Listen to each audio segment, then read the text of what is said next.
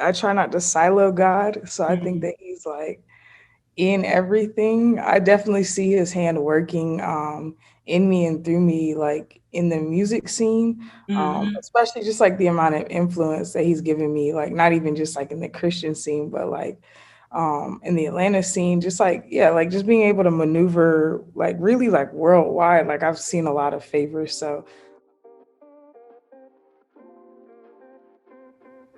She manages chart topping rappers, she hosts major concerts and festivals, and is president of a record label.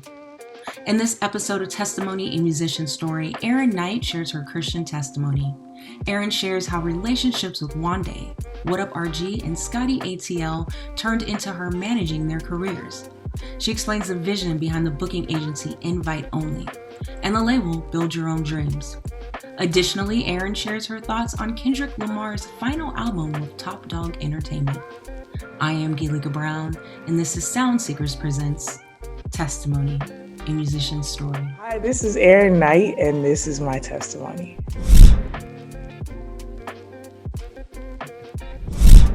And let's start with your first music memory, whether it be a song, music video, concert, first music memory. So I grew up in a super, um, I'd say religious slash legalistic household. So we couldn't listen to anything but classical music or gospel music. So I got enough gospel, I guess enough, not enough, but I got a lot from my parents. So when I was exploring by myself, it was definitely classical music. So I don't know. I feel like my first memories are like Beethoven and Tchaikovsky, you know what I'm Okay. saying? Like, yeah, and I used to have this CD called Tchaikovsky in the Rain, and so it'd Mhm. be like his piano ballads in the rain and like rain in the background. So I feel like I don't know, I feel like yeah, or it could be church. I do remember like worship services at Oh, church. So it's one of those two between yeah, between those two. classical or just worship services in church. Okay. Yeah, yeah. I mean, that's just interesting in itself, the whole classical aspect, and even the people you named. I don't even know how to say their names. Like, sounded like I should have said Gesundheit after you sneezed or something. That's pretty dope. So, you were born and raised in Atlanta, I'm In assuming. Atlanta, yes, I'm an ATLian. You know what I'm saying? Piece of A-Town down through and through. Atlanta resident. I was born on the south side of Atlanta. It's like I'm so proud of that. Yep, born and raised in Atlanta.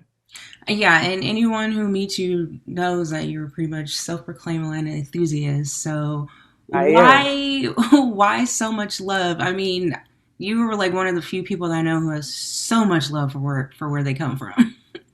Man, that's because I come from the dopest city in the world. Everybody, if you came from Atlanta, you'd feel the same way. You know what I'm saying?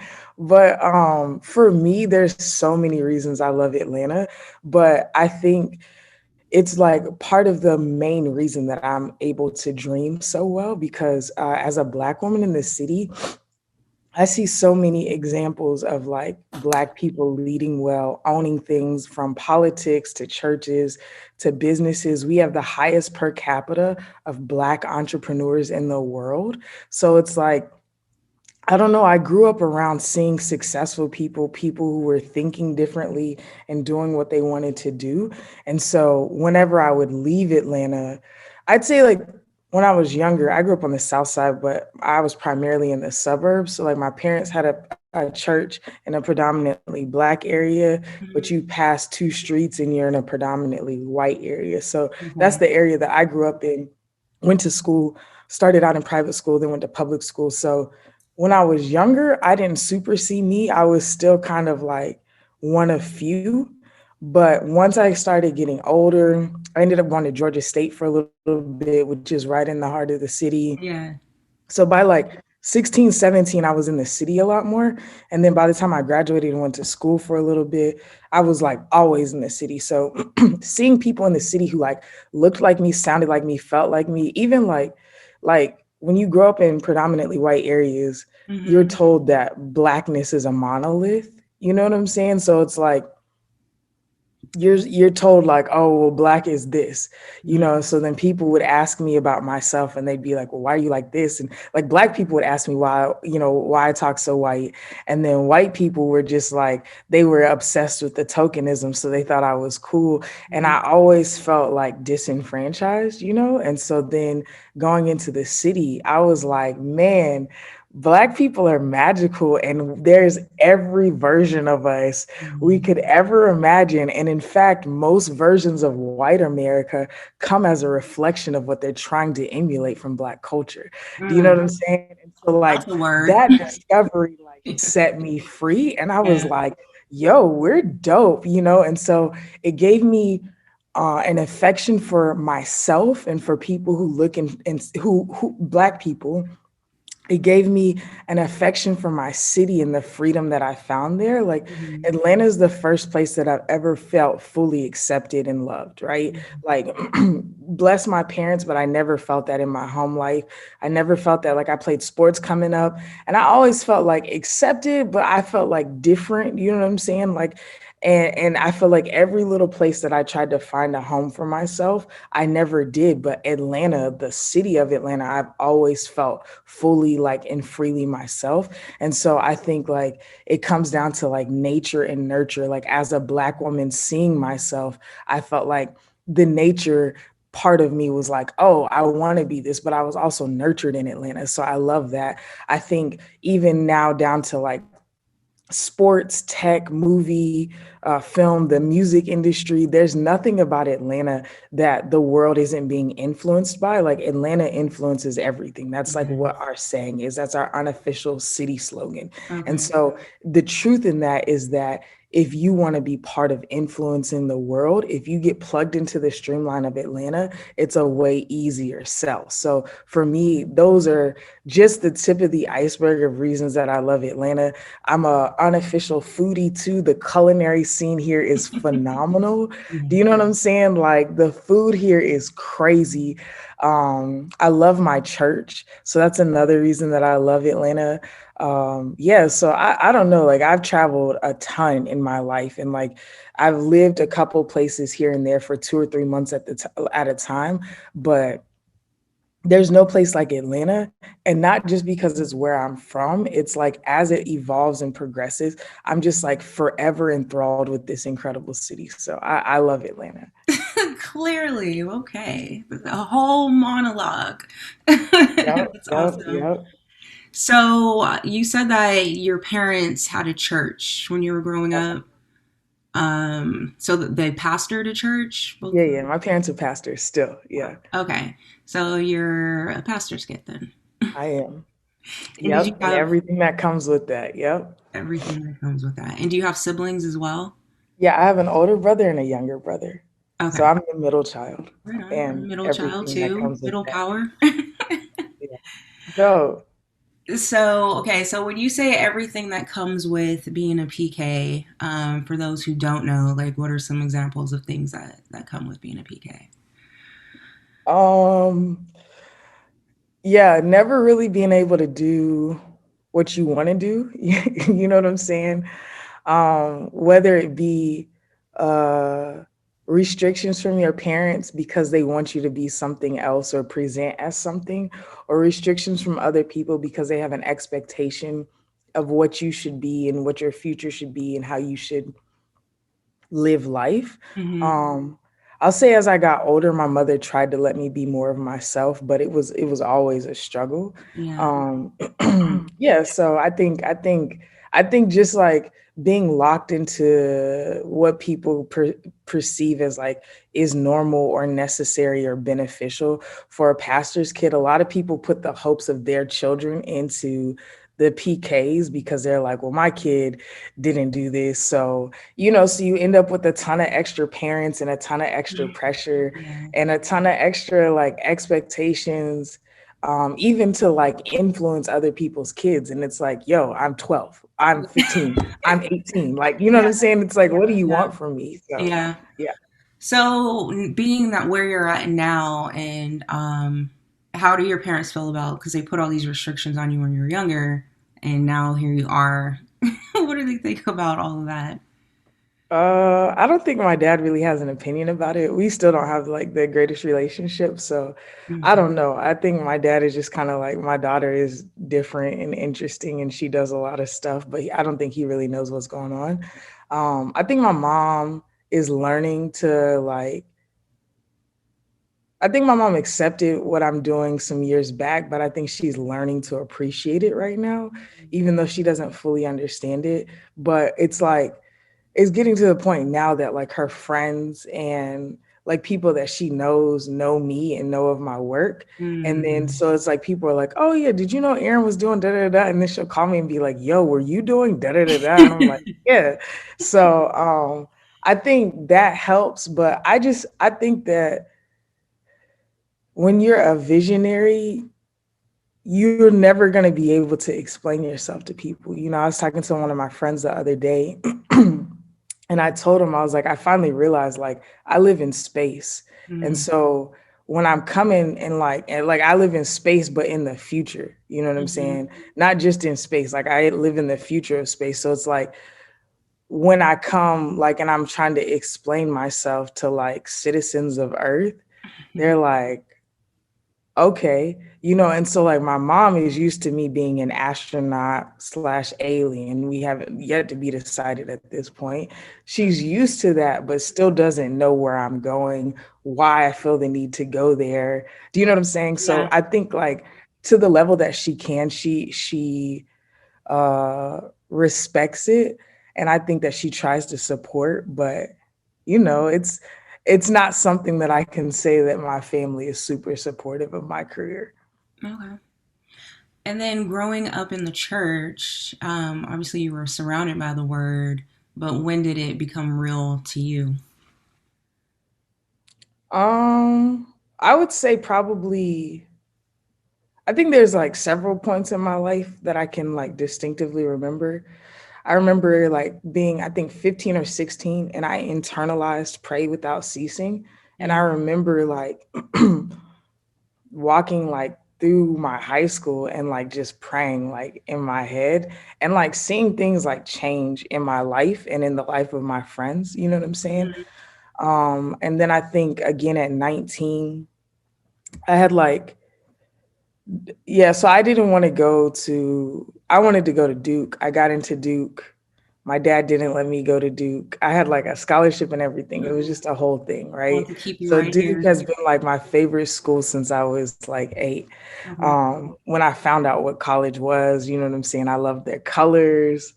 I love their basketball team. So I always wanted to go to Duke. And so I played sports. I played basketball and I did like I was a thrower in high school too. So I did like shot put and discus. So Okay.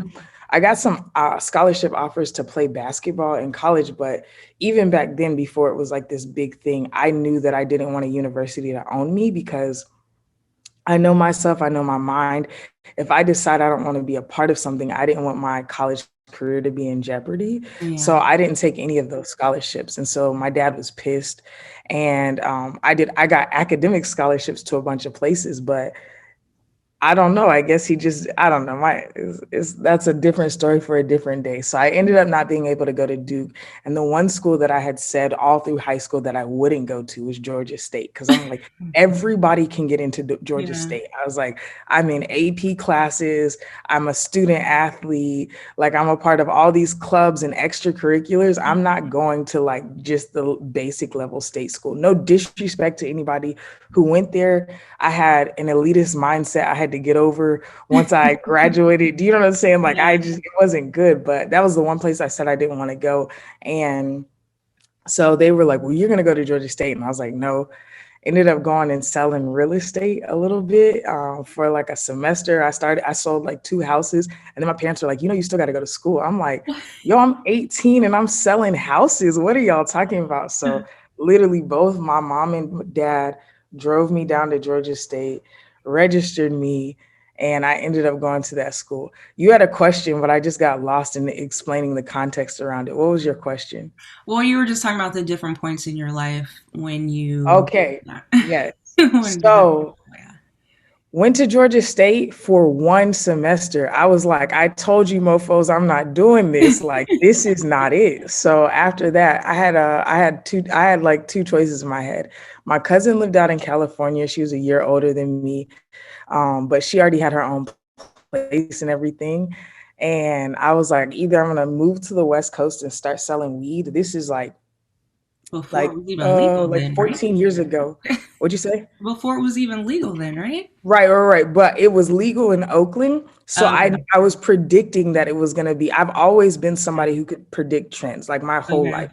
So I was predicting that I could get out there, make relationships. I've never worried about like making relationships with people that I needed to. So I'm like, if I get out there, I learn the ecosystem, I meet some people, I can make relationships. And by the time it becomes legal, I can be selling weed. Do you know what Yeah. I'm saying? Like legal weed. Yeah. So, and it became legal, like California statewide, like 3 or 4 years later. And I would have been like, trust me, I Yes. can sell sand to the beach. Yes. I would have killed it. So I was like, either I'm going to do that or I'm going to go to theology school. Right. Okay. And Two I don't know. opposites. Okay.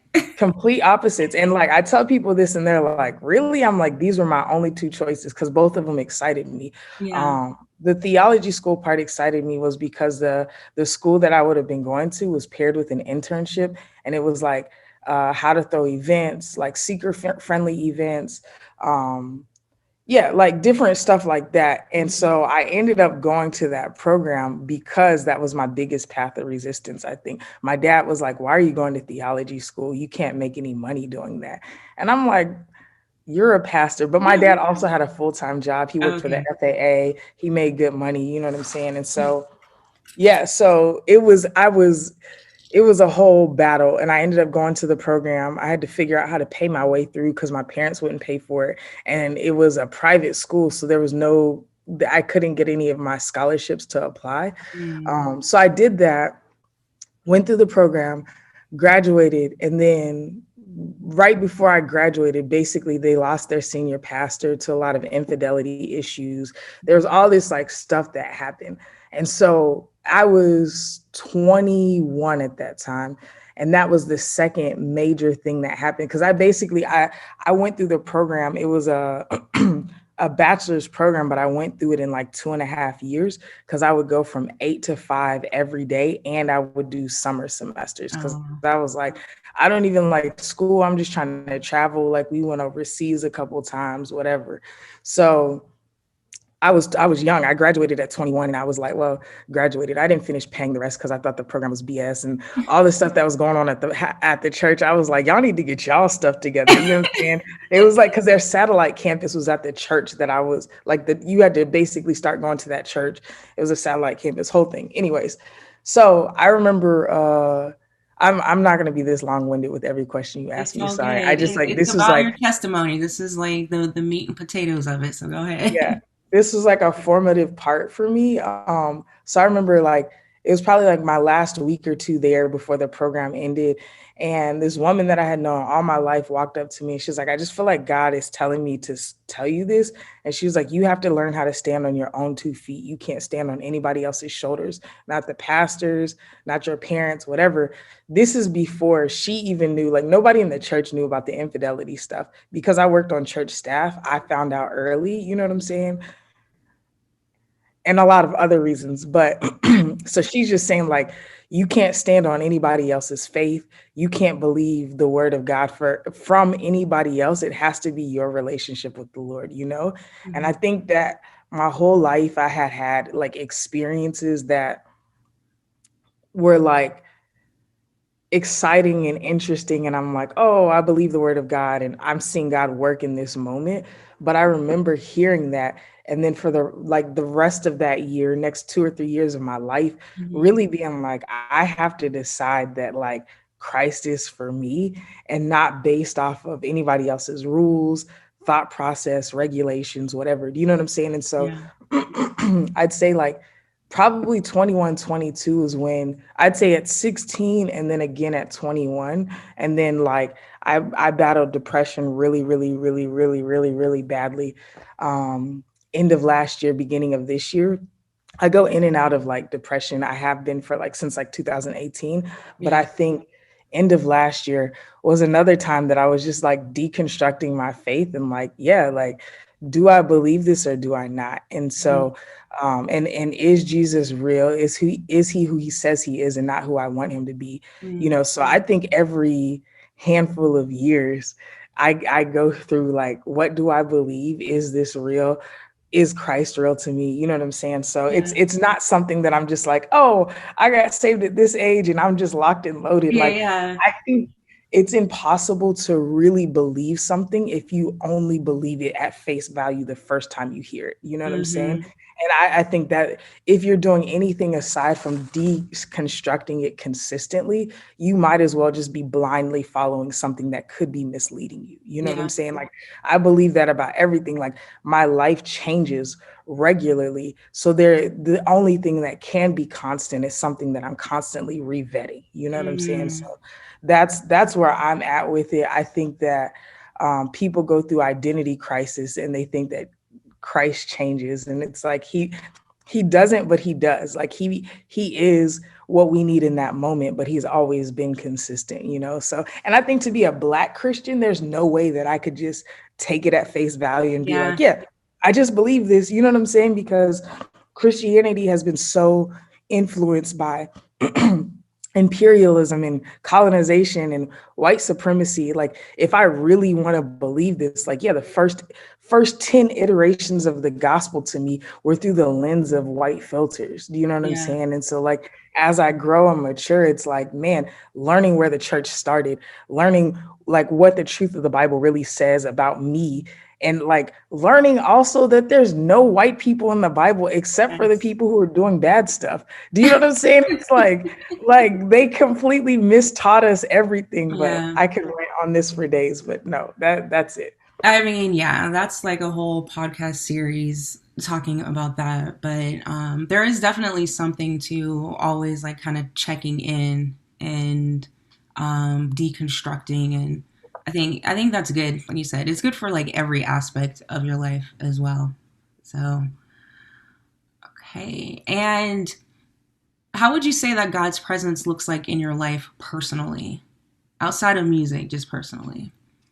He speaks to me like I speak to everybody else. So when I tell you, I tweeted this the other day, the Holy Spirit be gathering me, like, really, really. So I don't know. I have a lot of like memorable moments where God is just like, oh, for real, Aaron. You know, like, so he definitely speaks to me like I speak to him, or like how I speak to everybody else. Hmm. Um, a lot more gentle at times though, but sometimes he's like brash like me.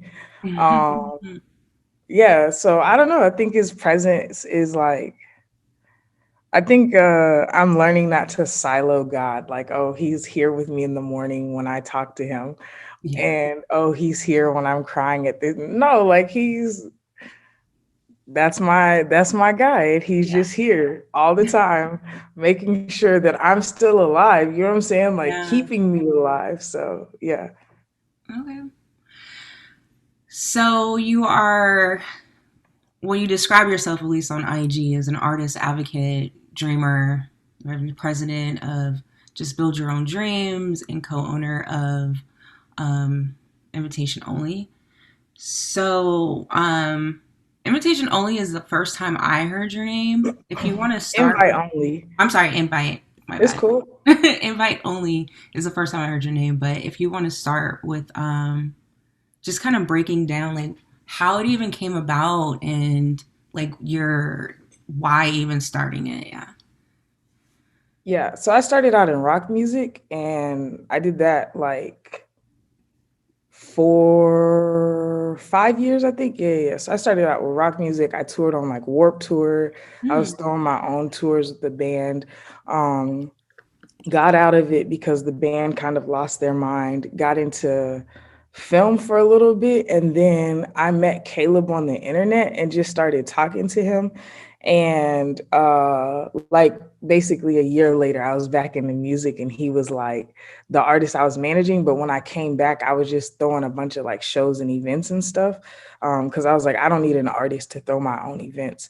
And so because of him and a lot of people being like, is he CHH? I had never heard of CHH. Like I grew up in the church, but I had just never heard of that. Like the Okay. only like Christian rapper that I had known of was Canton Jones, and I like wasn't a fan. So like, I no disrespect to him, but I was like, okay, if everybody sound like this, there's no reason for me to look into that.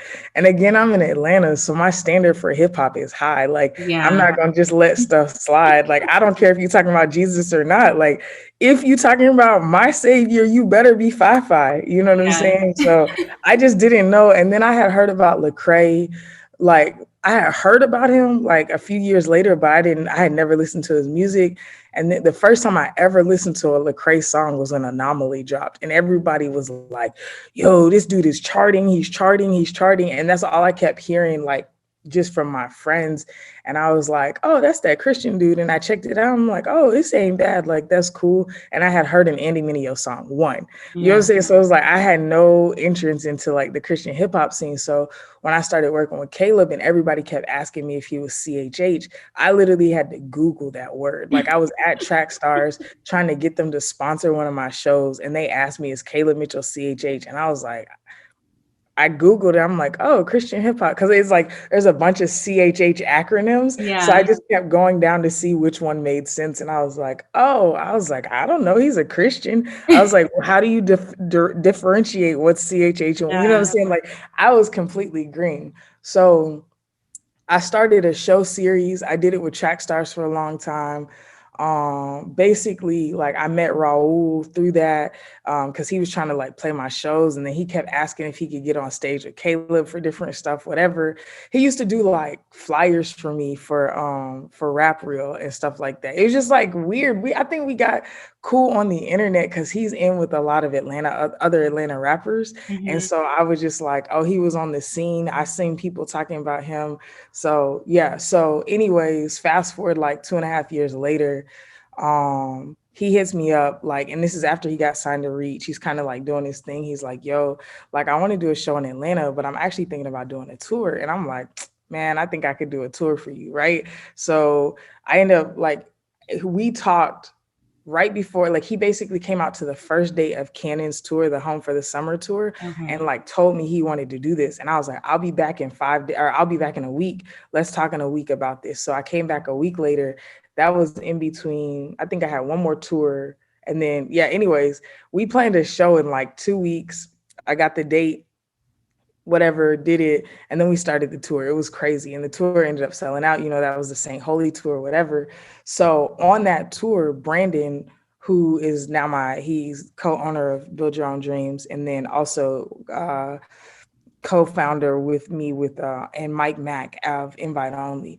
And Okay. so he just was like, we had done some work together, but we weren't like consistently working together. He's like, yo, do you need help with like ticketing and like back end marketing? And I was like, yes. And then he'd be like, yo, do you need help with this? And I'm like, yes. So I just kept giving him stuff to do. And I would just send him like no money. Like I was sending him like $100 here, $200 there. Like he was just like helping me do like all the customer service, answering any ticketing questions, whatever. So while we're on that tour, I start talking to him about like, man, we should like try to formalize this. And Mike Mack also, he does a ton of booking. He was doing a ton of booking for RMG. He's Derek Miner's booking agent and Cannon's booking agent. Okay. So he was like helping us route the next tour that I was about to go on, which was the Family Ties tour. So we were all talking consistently because Brandon works for RMG. He does all the digital marketing, strategy, everything. So we were just always talking all the time. So then we were like, yo, like we should just make this a thing. Like, let's just start a booking agency. And so we were like, bet. Everybody comes down to A3C during like, so basically I finished the St. Holy tour, and then I have a day off, and then A3C starts, and then I have another day off, and then I fly out to the Family Ties tour. So I had like an 8 day stretch where I was in Atlanta. So Brandon and Mike come to Atlanta for A3C. I'm throwing a bunch of events. Me and Brandon get invited to this like secret like late night after hours party, and it turns out to be a private dinner, right? So we're at Mhm. this private dinner. It's only 6 people there. It's amazing. So me and Brandon are talking and we're like, yo, this is some invite only exclusive stuff. Mm. And then we both just look at each other. We're like, that's what we should call the booking agency, invite only. And so, like, that's how that whole thing started. And then we did the Family Ties tour and then immediately started booking people for 2020. And it started out as just my artists. At that time, I was managing Dill, Wande, RG, and Caleb. And so all 4 of them were on there. And within now we have 12 artists. We do Paris Chris, Not Clyde, Cannon, Derek, Byron, Danielle, yeah, it's a bunch of people, but it's like it's dope now because it just naturally grew because Mike had all the connects with RMG. He knew how to do formalized bookings. He knew the churches. I didn't know anything about like booking in churches and stuff.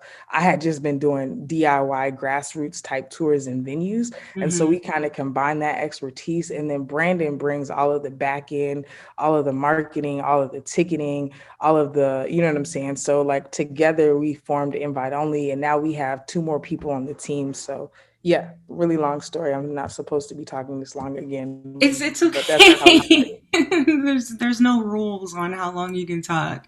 I mean, it's all just fascinating, especially knowing that you came from the rock world, Yeah, and like punk music, you know what I'm saying? Like, yeah. yeah, and then you just what you randomly heard of Caleb on like Twitter or something like that. So SoundCloud. Sound So okay. Xavier Omar has been my favorite R&B artist since I found him on SoundCloud because I used to be a huge Selection fan. Yeah, me So I too. was always on Selections page. I didn't listen to anything on SoundCloud but like R&B and like DJ mixes and stuff like that. Like I just have never been big in the underground hip hop scene because like I grew up with my brother listening to like 3 6 Mafia. Like I was hearing Soldier Boy mixtapes when he was like 15. You know what I'm saying? Like Yeah. I heard Crank That like 2 years before it ever hit radio, you know? Wow. Okay. So for me, my experience was that underground hip hop was like very disrespectful to women, didn't align with my belief system.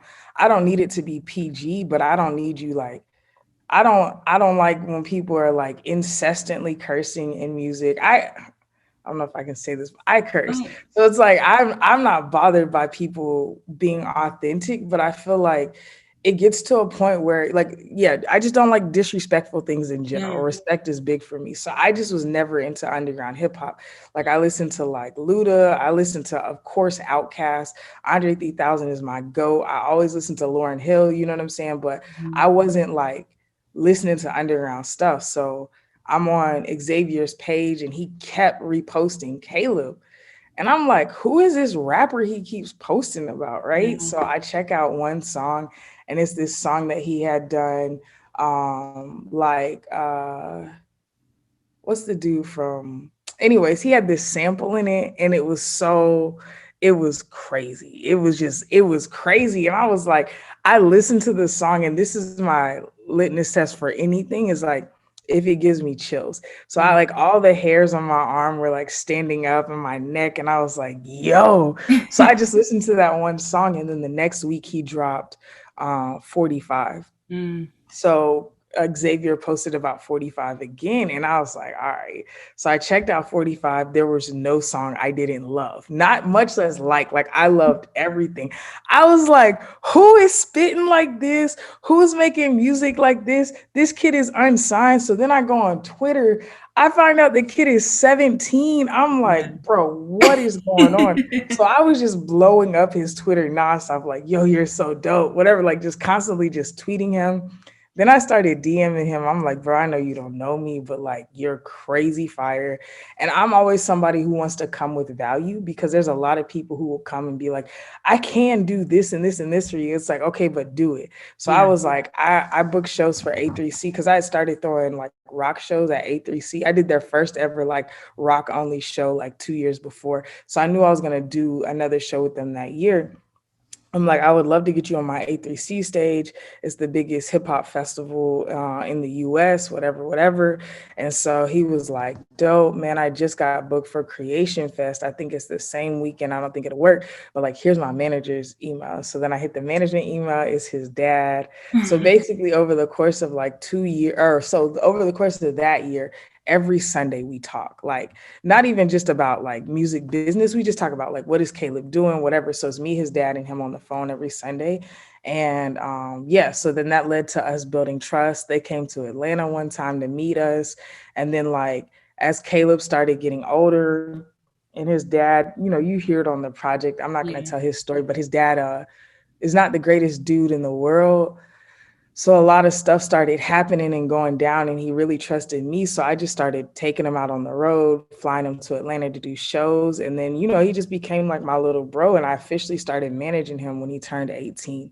So yeah, I think actually, I feel like we met right when he was like maybe a week or two before he turned, or like on the internet, like a couple weeks before he turned 17. So he was 16. And Yeah. then I officially started managing him when he was 18. And so, yeah, it's been a journey. He's now about to turn 23, which is crazy. I Yeah. love that kid. But yeah, it was all shout out to Xavier Omar. So with the first song that we ever dropped on Build Your Own Dreams being Caleb and Xavier Omar, was full circle for our Mhm. story, but Yeah. also for like my career, you know what I'm saying? And then now Xavier was just at Holy Smoke, which is the first Yeah. festival I've ever thrown. And now we're like legitimately friends, but like from like I'm an OG fan from when he was called Spazzy Rocket Yes. and was like using a panda as his Hmm. like his like logo or Yeah. whatever. So yeah, it's I don't know. Sovereignty of God is dope, but it's like really cool. If you're in the music industry and you keep leveling up, you'll eventually meet all the people that you love. Yeah. That's true. That's really dope. For anyone who wants to hear Caleb Mitchell's testimony, we told that actually twice. We featured him as an up and comer. So I think he was either 15 or 16 then, and then Mm. earlier this year we told his story as well. Same thing with Spazzy Rocket. Well, when he was Spazzy Rocket, I did his interview, and now he's Xavier Omar. So Yeah. okay, so we know that you manage Caleb Mitchell, What Up RG, and you kind of told how What Up RG was doing work for you, so it makes sense how you kind of ended up managing him. But what about your connection with we'll do with Wande and Scotty ATL? Let's start with Wande, and then we'll do Scotty. Yeah, well, one day, yeah, I feel like the industry is interesting. You just have to be careful the way that you speak about things and people. But basically, Wande was in a bad management deal. Mm. Um, and so she had hit me up to like because she's in Atlanta and Wande is the like Wande has helped me several times get stuff arranged. Like the first ever South by Southwest show I threw, I was like, I'm the type of person I leave no stone unturned. So I was trying to figure out who I knew in Austin. She was a huge fan of Caleb and used to record like cover videos of him. So Okay. I'll like anytime I see super fans, I'll look into them, where they located, who are they talking to, what's their background. I just kind of stalk my artist fans. I don't have as much time to do it now as I used to, but I used to just sit on the internet and watch who's talking, who consistently comes up. I used to email super fans like early editions of the song, like stuff like that. Okay. Um, so she was one that I knew, and I knew she was in Austin. So when I couldn't get a venue, I just DM'd her on Twitter. She ended up getting me a venue, whatever, whatever.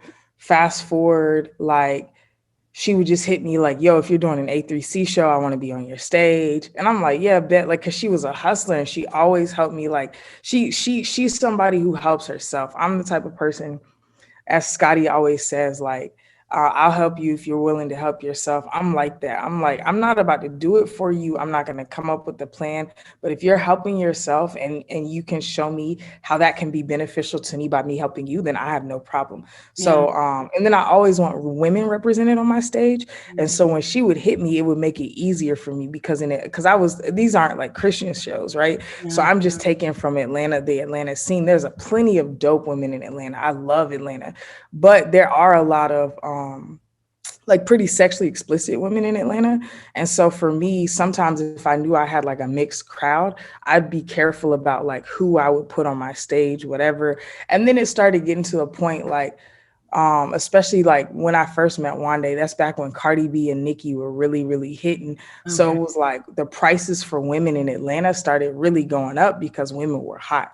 Mm. So Wande making herself available would always be dope because I'm like, we can just put somebody on the stage. I wasn't a fan of her music back then, but I'm like, she's trying, she'll figure it out. She's a hustler. Like you'll either get better or she's gonna move over to the business side. And that's what when people used to always ask me like, oh yo, like are you rocking with Wanda? I'm like, I don't really like her music. I was like, but either she's gonna get better or she's gonna be a business mogul, right? So then she starts working for Reach and then whatever. So long story short, she was in a bad business deal and had hit me up to kind of help her like navigate some of like getting out of it. You know what I'm saying? And Mm. she was like, yo, this and this and this happened and this happened.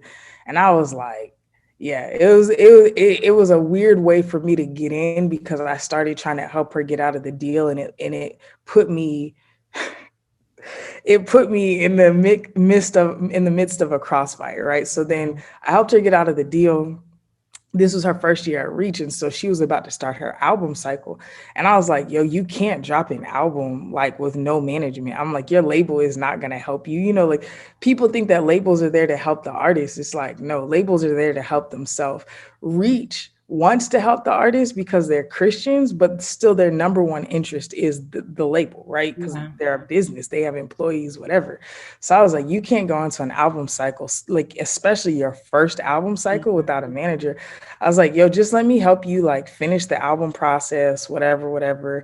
And she was like, yeah, that'll be dope. So I just helped her. So after honestly, after like 3 or 4 months, I started helping her during the Family Ties tour. And then after like 3 or 4 months, I'm like, this kind of makes sense. Would you be down for me like managing you? I was like, I don't want to overstep my bounds. I was like, I don't know Yeah. if you're talking to somebody else. I was just trying to help you. And she was like, this has literally been my dream for years. And I was like, what? I was like so confused. I'm like, what? She's like, I've wanted you to manage me as like pretty much since I've known who you were. And I was like, oh, okay. Like, that's interesting. Like, completely shocked me, right? So I Yeah. was like, all right, let's pray about it for a couple weeks and we'll figure it out. And then like 2 weeks later, we were like, yeah, we good. So it just kept going from there. So like, yeah, it basically started with Wande bringing me value years Yeah. and years before. And then I was just like, again, especially if I know a person, you could ask almost any person in the Christian hip hop scene who I've ever put on a stage, or even people you haven't put on a stage. If I know you, I'm going to try to help you, especially on the business side, because the reason that the Christian hip hop scene, the reason that anybody fails is because their business infrastructure isn't good. It's Yeah. not because they're not talented, right? So I realize that there's a lack of business infrastructure in the Christian hip hop scene. So I'm trying to help people avoid pitfalls, avoid signing bad deals, avoid signing what looks good but actually will be detrimental. You know what I'm saying? So Yeah. that's why I have so many companies, because I'm trying to like create like a way for artists to like have a pathway through without having to give up their masters or like work with somebody who doesn't have their best interest, especially Black artists. So yeah, that's how it started. Her helping me and then me trying to help her, and then yeah, now we're here. I mean, that's just a testament to like for those who think that it's just simple, like you can just meet somebody and be like, "Oh, put me on," and it's just No, like that, like especially not me. Like yeah, if you come with that energy or language, I will probably not speak to you like yeah, at all. Like no, like my favorite word in the English language is reciprocity. Like no, it has to make sense to me. Like yeah, there's and then especially now because I know that a lot of times every time I walk into a room since I was young, I knew I held the value. I held some of the value, right? You know, I'm not everything, but just by being myself, I hold value in this room, right? If I walk in now and I have resources and relationships, I hold the value. So why would I entertain you telling me that you're talented and therefore I need to help you? Like, what is talent? It's like a blade of grass. I can find it anywhere. There's Yeah. 3-year-olds on TikTok that are talented. You know what I'm saying? Yeah. Yeah. Uh, And how'd you hook up with Scotty Atl, who isn't a hip hop artist, right? Just the He grills. is. He is. He's He's a an rapper. artist too, Yeah, yeah, yeah. and he He has is. a song. He had an Okay, album that charted this year. Yeah, yeah, yeah. He's an artist. my Yeah, he's a bad. rapper. He's a rapper. Okay, so how Yeah. did that connection happen? So I'm from Atlanta again. Yeah. Scotty Atl is somebody I grew up listening to his mixtapes. You know what I'm Mhm. saying? Like he used to be big on Dat Piff and like my mixtape and all of that. Like he was one of those rappers who was like selling CDs out his car or whatever, like hustling in the city. So I didn't know that he was still like really making music, but like 2.5 years ago, 2019 was a crazy year for me because basically I met him in between two tours. Same thing. It was like I had like 2 weeks off, and I used to throw a lot of shows at this venue called Smith's Old Bar. Mhm. And so I was like cool with the talent buyer. I'm on the board of national. I don't know. I'm on a board of like music business professionals here in Atlanta. It's called NARIP, but I don't know what it stands for. So NARIS is the Grammys and NARIP is the other one where there's like voting and whatever. So I'm on the board here in Atlanta, and he was also on the board. This is before I was a board member, I think, or right when I had become a board member. But he was always just like super interested in me and like always trying to help me. His name is Sean. So he's a talent buyer there, like middle-aged white guy. He's like, I like your hustle. You know what I'm saying? So he was always like putting me on game. And I don't know, he's just a dope dude. So he hits me one day and is like, do you know Scotty ATL? I'm like, yeah. He was like, man, he's looking for somebody to help book him, whatever. I was telling him about you. Would you be down to come meet him next week? And I was like, sure. So I'm like, yeah, of course I know who Scotty ATL is, whatever. So I'm like, okay, I guess he's like still touring, whatever. So I pull up, we talk. Sean's talking, Scotty's talking, I'm talking. We just kind of shooting the breeze, whatever. Scotty's just kind of telling me a lot of stuff. So I'm like, okay, bet. Like, yeah, I'm sure I could help you book something. I was like, I'm about to go on tour in 2 weeks and then I'll be back, whatever, we can figure it out. So he was like, all right, cool. Walk to my car, driving away. I'm like maybe 10, 15 minutes down the road and he calls me and I'm like, Scotty ATL is calling me right now. So I'm like, hello. Basically, in a 10-minute conversation, he asked me to manage him. I'm like, bro, I just met you. Like, no. You know what I'm saying? I'm like, we don't know if we're a good fit. I was like, I don't do it like that. I was like, I was nicer about it. Yeah. I was just kind of like, oh, well, we just met each other. We got to make sure it's a good fit. I kept telling him, I was like, I have to make sure that it's like beneficial for me. And I was like, money isn't my main motivator, but it's got to be something in it for me. I was like, I'm excited about prospect and ideas. I'm like, if you can tell me what your plan is for the next year and I feel like I can fit into it, we can discuss it. I was like, but typically I try to like walk with people for at least a year before I start managing them. Yeah. And he was like, man, I feel like you could help me run my label. I feel like you could do. I'm like, okay, dude. So yeah, I go on tour, I come back, then I have another tour. So we're just talking nonstop. He's asking me stuff, we going through stuff.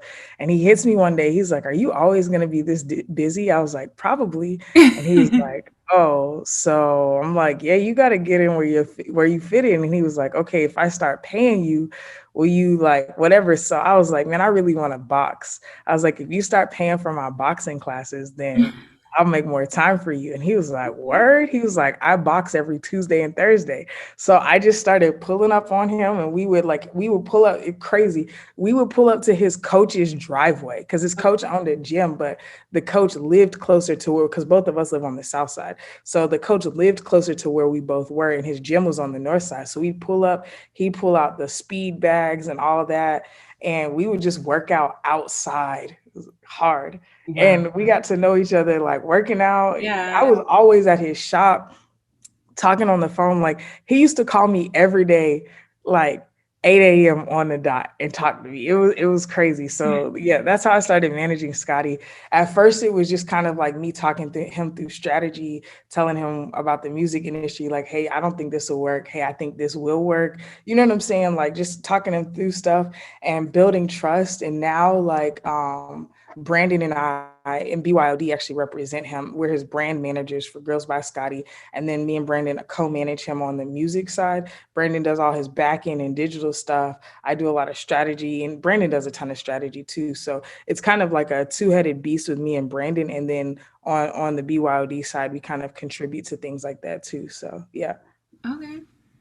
Well, I know Scotty's been just getting a lot of buzz for the grills, especially with the Issa Rae wedding plug. That was pretty dope. Yeah. That whole situation is crazy. But I'm gonna say this really quickly. Scotty just dropped this weekend. Again, he dropped the deluxe album with the album that charted earlier, and he just charted again. So Okay. if you should check it out. It's For called sure. Trapping Gold. My favorite track on it is Calling Me Up. I arranged a choir for it. It's the last track on the album, so you got to check that out. But yeah, For Scotty can sure. rap, yo. Like Okay. he a real ATL East Side rapper. Like he from the East Side. You know what I'm saying? Like, yeah, he's dope. But yeah, the Issa Rae thing was so dope. I don't work on Sundays, right? All of my artists know that. So typically my phone is on do not disturb on Sundays. And like he kept calling me. So it was like I got it like the like after the so my phone is like I'm not gonna tell you. So I have a setting that's even beyond what most people's do not disturb is. So for Okay. me to get his calls was like he was really trying to get a hold of me. So I'm not anybody's emergency contact. If he was dying, he would not be calling me. So I knew he was excited about something. Yeah. And of course, as usual, he was like, Erinn, I know you don't work on Sundays, but guess what just happened? And I was like, what's up, Scotty? And so he was like, I think Issa Rae just came into the shop. I was like, yo, what? He was like, I don't know who she is, but everybody said you would know who it was. So they said to call you. So like his grill techs know me and stuff. Yeah. So like he was in LA. And so they called me and he was like, we just Google her driver's license to make sure. Cause we take everybody's driver's license because it's the jewelry business and there's a lot Yeah. of fraud. So you have to show your real ID. There's no like for real, if you paying for Yeah. it, we need your real. So they like Googled her name, whatever. Anyways, long story short, I just basically was like, you got to fly her the grill. And he was like, to France? And I was like, yes. Like, you got to fly her the grill. And this was on a Wednesday, or this is on a Sunday. She needed it by Thursday. So Oh even to wow. get a grill that fast is pretty hard. And Yeah. she had, this is common knowledge, so I'm not putting anything out there, but she had flooded out fangs, which is like full diamonds. Like it's just nothing but diamonds. So it takes a so the way that the grills are made, they're molded and you have to make the actual gold mold. Mm-hmm. Then typically we'll give it back to you. You try it on to make sure it fits, and then you put the diamonds in there. Because if it doesn't fit with the diamonds, we have to pop out all of the diamonds, melt the gold back down, and then you Mm-hmm. end up losing a ton of gold. It's like a complicated process. Yeah. So it's already a risk to just make somebody's grill that fast with diamonds. And plus our at this point back then, which was only a little while ago, we only had jewelers. Like our main warehouses were in Atlanta, so he would have to get it made in Atlanta, fly it back to LA. You know what I'm saying? So he just decided to fly to Atlanta, make it, and then fly to France, and then the rest is history. Y'all can read about it in People magazine. You feel me? Um, but yeah, so he went to LA, did Issa's Grill, and it's been up since then. And that was only a month ago, so it's been crazy.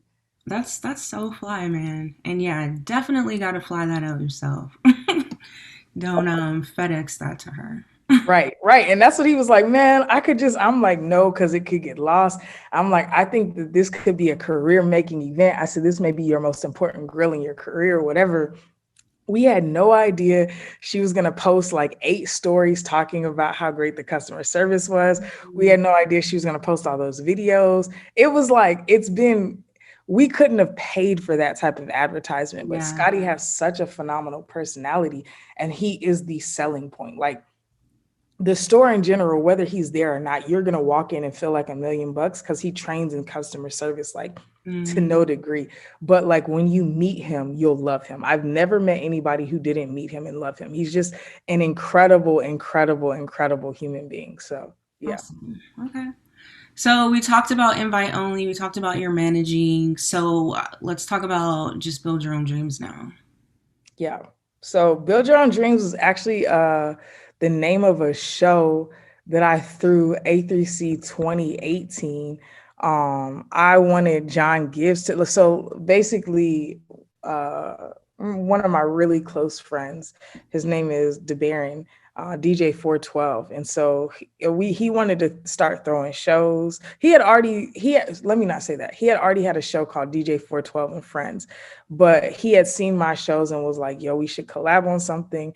And I was like, well, let's do something during A3C. So we decided to do this show. And he was like, well, what do you want to call it? And I was like, I want to call it Build Your Own Dreams because I'm trying to like invite out all of my favorite artists to come. So it would be my dream. So I was like, if nobody shows up, I get a private show from my favorite artist. And he Mm-hmm. was like, who's at the top of your list right now? I was like, John Gibbs, you know? And he was like, okay, bet. He's like, I know him. And I was like, yo, what? He's like, yeah, I'll hit him up. I'll see what the booking rate is. So the Baron ended up paying for the whole show. I didn't have any bread like that. John Gibbs was expensive back then. I think he probably still is pretty expensive. So he flew him out, flew his DJ out. We threw the show.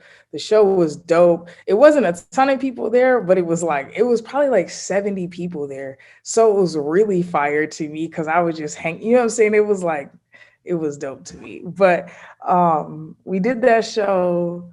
We wanted to make it a series, but it just didn't work out. So then last year, pandemic hits. Most of my, like 80% of my money comes from booking tours, shows, and then promoting local shows and events here in Atlanta. So I was out bad, bad. And Mm-hmm. so I was just kind of like soul searching, trying to figure out what I wanted. Caleb had gotten dropped from Def Jam recently, and I really wanted him to put out a project, but I didn't want us to just put it out. I wanted to have money behind it. So I like tweeted something about, man, I wish I could like expand what I'm doing in the industry, developing artists more, but like having a place for them to land like a label. I don't believe in owning people's masters, but I felt like we could do everything that a label does without taking people's masters. And so I really started diving into the thought process, and I just hit Brandon and I'm like, yo, you want to start a label? He was like, yep. And I was like, all right, bet. He was like, what do you want to call it? Like, this is via text. Like, we're not even on the phone. And I was like, man, I want to call it Build Your Own Dreams. He was like, bet.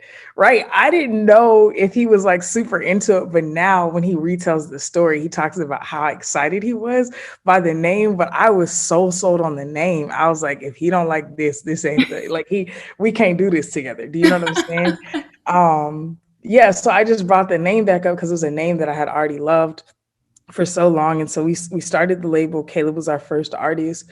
We dropped some project our three songs. We dropped a spoken word joint and then two songs that like contribute to charity. So yeah, like we celebrate our first year in exactly, I think exactly a month. Yeah, like September 19th was is the day that we announced it. You know what I'm Yeah. saying? So we're considering that our like 1 year anniversary. So yeah. Well, congrats on the almost 1 year anniversary. That's Thank you. major. That's major. Okay. And you also do consulting work as well, or do you still have time for all that? Yeah, so like I do a lot of one-on-one consulting again, and not a lot, but I do a decent amount of one-on-one consulting now with like artists and like creative entrepreneurs. At first BYOD, that was the brunt of like how we supplemented our income, was just like doing a lot of like artist consulting, but it takes a ton of time. We give a ton of value and it just wasn't really lucrative for us. So we don't do it much anymore, or we don't do it at all anymore. We have Caleb, and then we have like several artist clients. So Indie Tribe is one of our like label clients. No Big Deal is one of our label clients. Scotty's one of our label clients. And then we just started a merchandise management wing of BYOD. So Raul is one of our clients on that side. Wande is about to be a client. Indie Tribe. And then we do our own merchandise, and then we're about to start taking on other contracts. I can't talk about any of the deals we just recently Yeah. negotiated, but I mean, yes, that's that's crazy. like a wing of ours. Merchandise management, like, Yeah. never even thought of that as a thing. Like, Yeah, what? so we basically we do the manufacturing and fulfillment of your merch, and then if you want us to, we can also design it for you. We do the back end marketing and all of the email and text threads to people, and then we handle the customer service. So we basically like take care of all of your merch needs outside of you promoting it on your page. So That's dope. yeah. Wow. And then, would you mind talking about, because Holy Smokes, like you said, that was your first festival, and that entire like weekend combined, because there was the listening party as well for the Reach Summer. Uh, what are we in 2021 21. playlist? Like, how was all that? Like the experience, putting it all together and seeing it fruition. So I've always wanted to have my own festival, and uh originally Dill was gonna drop some music earlier this year.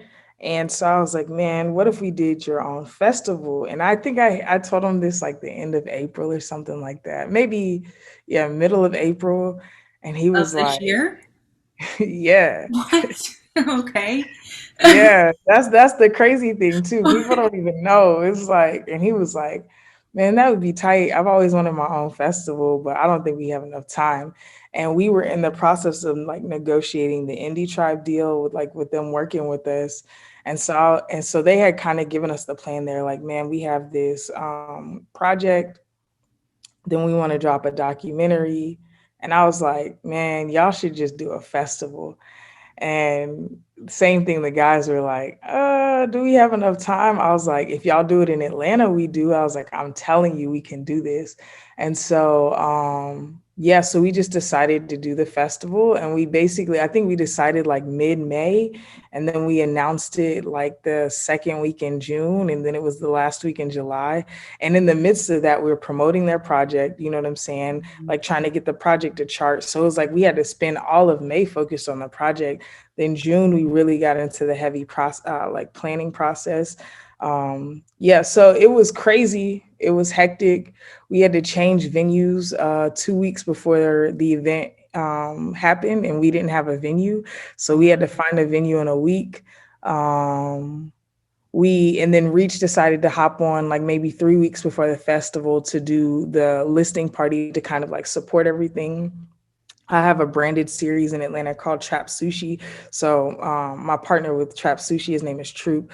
He was like, yo, let's just do it that weekend so that we can kind of like create momentum. So we did Trap Sushi on Thursday. Friday, we did the listening party. Then we did a basketball tournament. Then we did an after party for all the VIP that had a cipher that we recorded. That cipher's coming out, I think next month. Yeah, in September, the cipher will be out. And then we did the festival on Saturday, and then we had a brunch with the guys on Sunday just to like recap and like tell everybody thank you and everything. So it was a crazy weekend. I took 2 weeks off after. The fans seemed to really love it. The artists were really happy. Yeah, it was a cool experience, very cool experience. I'm sure. I mean, I'm sure you needed the 2 weeks off. Yeah, I need more time off. Yeah, you at least more than that. So, is it possible there's going to be another Holy Smokes in the future? Oh yeah, Holy Smoke is supposed to be a yearly thing. I already have the venue for next year, so yeah, yeah, it's supposed to be a yearly thing. And now having more time and the awareness, all of that, I think we're gonna announce tickets at Christmas and do like a limited like Christmas bundle where you can get a certain amount of pre-sales, and then we'll cut the tickets off again, and then put them back up at the like probably closer to the date Yeah, before we start announcing people. But yeah, like we have big plans for it next year. Got the location. Yeah, so it should be dope. that's dope, man. Okay. And I want to move forward to a hot topic that's trending right now. I don't know if you know Kendrick Lamar is trending because Oh, really? yeah, he posted that he's gonna be doing his last project for That Top doesn't Dog Entertainment. surprise me. Yeah. So I just kind of took out some of the bullet points of what I thought he was saying, but he said, love, loss, and grief have disturbed my comfort zone, but glimmers of God speak through my music and family. I feel joy that I've been part of such a cultural imprint for 17 years. May the Most High continue to bless TDE as a vessel for candid creators. He says there's always beauty in completion and faith in the unknown. So, well, you said that you kind of figured that this would be his last project with Top Dog. I just it doesn't surprise me. Like it seems like he doesn't enjoy it anymore. You know what I'm Mm, saying? And then I'm an empath, so I can like read people. I feel like he hasn't enjoyed it for a long time. yeah. I feel like he was led more by his urgency and his need to say things than he actually was by his desire to say them. Mm, that's wow. That's very observative right there. Do you think that Christian hip hop (CHH) is more accepted and kind of less taboo because of popular artists like Kendrick who speak about God and on the mic and off the mic? I mean, maybe. I think hip hop artists have always talked about God. I think Christian hip hop is more accepted more so because of people like Chance the Rapper, I Mm-hmm. think, than Kendrick specifically. But possibly like I think Kendrick has uh, a bigger effect on Christian hip hop artists than he does on the acceptance of Christian hip hop artists. Mm, that's a good point. Yeah, I mean, pretty much everyone in CHH is like a fan. So Yeah. Yeah. I mean, he's dope. I feel like I don't know anybody who's there's very few people that I know aren't a fan of Kendrick Lamar. I think he's just a dope artist. for real, for real. I'm sorry, just real quick. My grandma's here. Hold No on, worries. grandma. I promise I'm almost done with this interview. Okay, grandma, you literally just had lunch. It's okay, okay. I know you don't care about your figure. You don't need to be concerned about it now.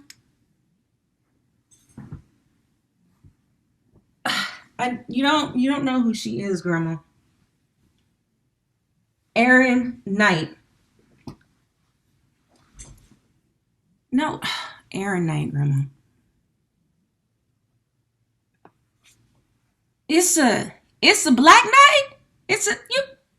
Hello, you you ain't. It's a black knight. It's a black knight is a tall, lanky fella. Who who is you, child? What's up? What you what you black knight? What's your name, child? Aaron Knight, yep. Oh, Erin. Okay. You that girl who's behind the scenes, like always doing things, and you like to say the word a lot, huh? Don't you, Erin? Uh, do you mind if I Okay. pray for you? Say a little prayer. Sure.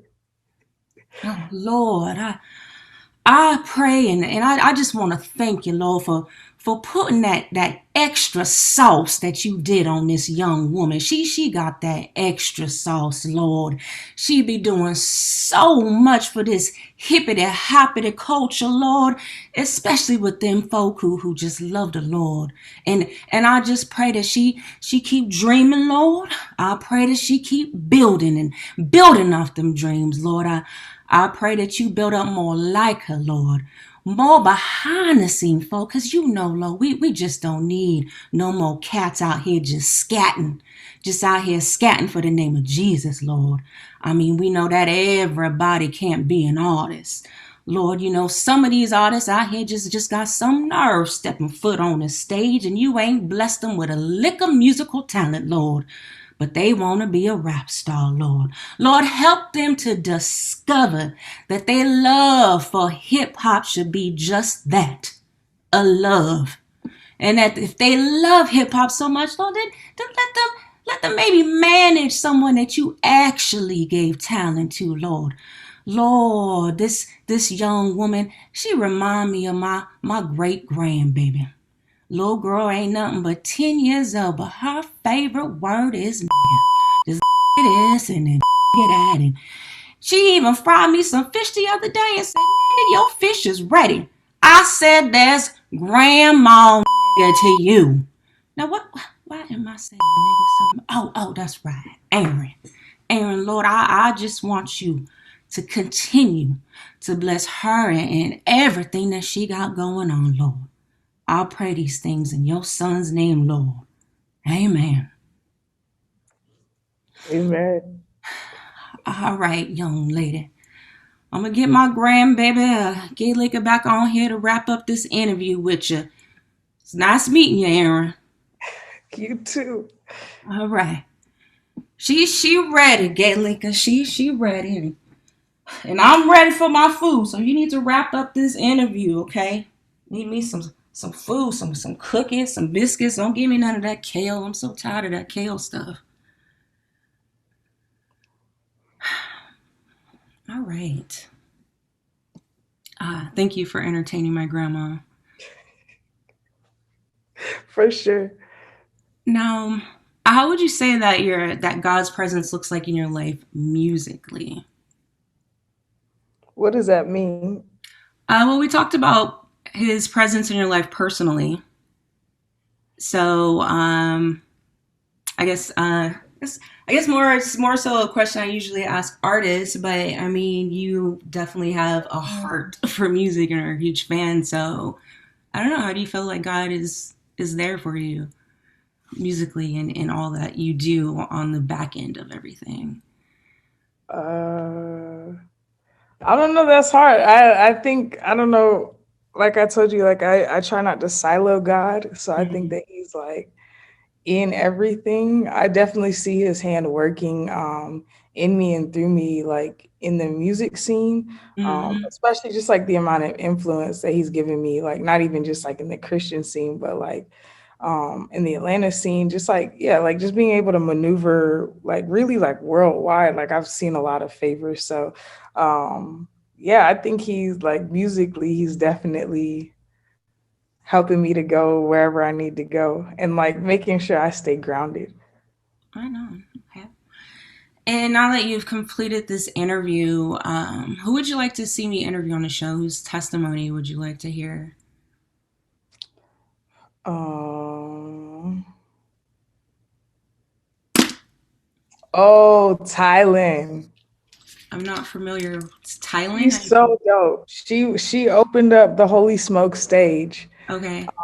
She's super fire. She's a spitter out of Nebraska, Omaha, and she's so dope and so intelligent. She can sing like crazy, and she's dope. Her name is Thailand. How Yep. did she spell it? Like Thai, like Tylynn. Tylynn, Thailand. Yep. Okay. From Yep. Nebraska. All right. Yep. She's dope. She's so dope. Okay.